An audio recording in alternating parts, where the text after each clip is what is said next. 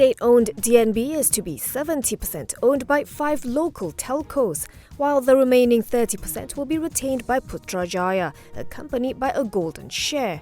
According to Communications and Digital Minister Fahmi Fadzil, the 5 telcos, comprising Celcom Digi, Maxis, Telekom Malaysia, U Mobile and YTL Communications, finally inked share subscription agreements with DNB and the MOF to subscribe to a 14% stake each in the government-owned outfit. In exchange for the respective 14% stakes, each telco will inject 233 million ringgit into DNB, which the latter will utilise to meet its funding requirements, currently focused on achieving coverage of populated areas of 80%.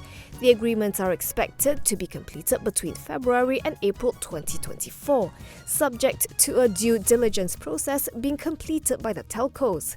Beyond this, details on the agreements and their effect, which were disclosed by Fahmi, were limited at best. When asked in detail about the agreements, rights provided by the government's golden share, DNB's board composition, exit clause for telcos interested in the second network of Entity B, and impact on DNB's mandate, Fahmi merely told reporters to direct their questions instead to the MOF, the Communication and Digital Ministry's Secretary-General or the future DNB chairman later.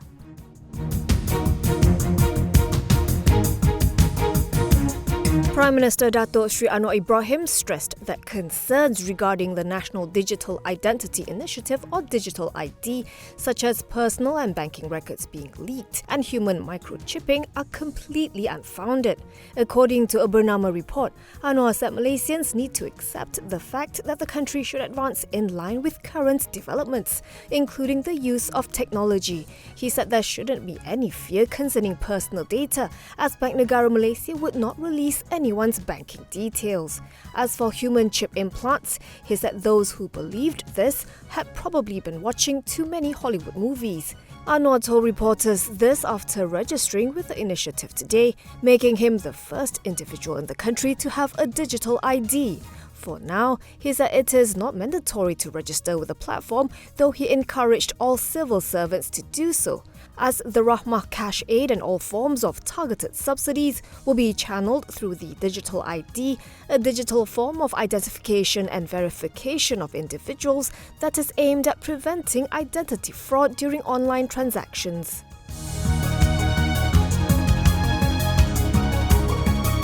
IHH Healthcare, an operator of private hospitals in Asia, is said to be looking for acquisitions in new markets, such as Indonesia and Vietnam, and opportunities to expand in countries where it already has a presence, such as India and Turkey, while also turning around underperforming assets in China.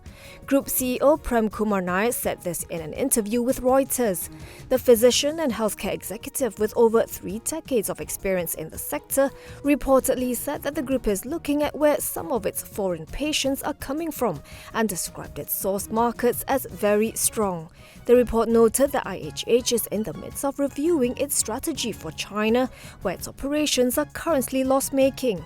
Prem also reportedly said China is a market where IHH needs to stay the course and play the long game because it is a huge market. The group is aiming to grow organically by adding another 4,000 new beds across Malaysia, India, Hong Kong, Turkey and Europe in the next 5 years to its current 12,000 beds.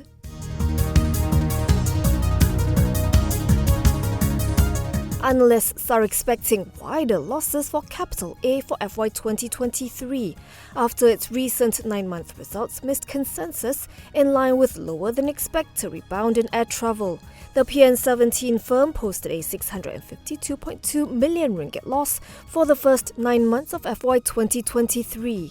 Hong Leong Investment Bank Research cut its earnings forecast to 550.2 million ringgit loss against its previous estimate of 90.8 million ringgit for FY 2023, trimmed its estimate by 3% for FY 2024 and raised it by 2.8% for FY 2025. It has a buy call with a lower target price of 1 ringgit 40 cent. Meanwhile, MIDF Investments Bank cut its earnings estimates by 105% for FY 2023, followed by a 6% and 1% reduction for FY 2024 and FY 2025 respectively. It maintained its neutral recommendation on the stock, though it lowered its target price to 80 sen from 90 sen. TA Securities Holdings projected Capital A to post a 35.3 million ringgit net loss for FY 2023 versus its previous forecast of a 399.6 million ringgit net profit. The research house, which kept its sell call on Capital A, also cut its FY 2024 to FY 2025 earnings projections by 31.6% to 63.9% respectively, while lowering its target price to 85 sen. Capital A shares fell 0.57% to 86.5 sen, valuing it at 3.6 billion ringgit.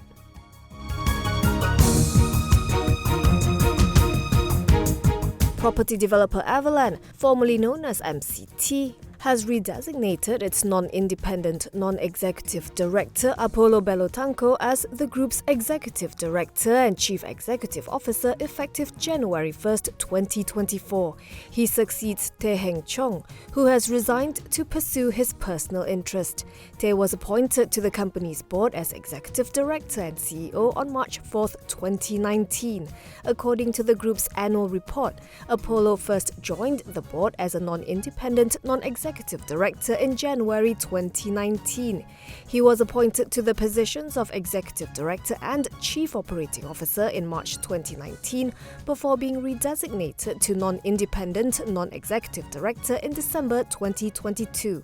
Chairman Tan Sri Abi Musa Asari said in a statement that Apollo brings with him a wealth of both technical and management experience, having been with Ayala Land for close to 30 years and responsible for the development of 5 townships covering almost 5,500 acres. Shares of Avaland closed 2.1% lower at 23.5 sen today, giving the group a market capitalization of 342.39 million ringgit.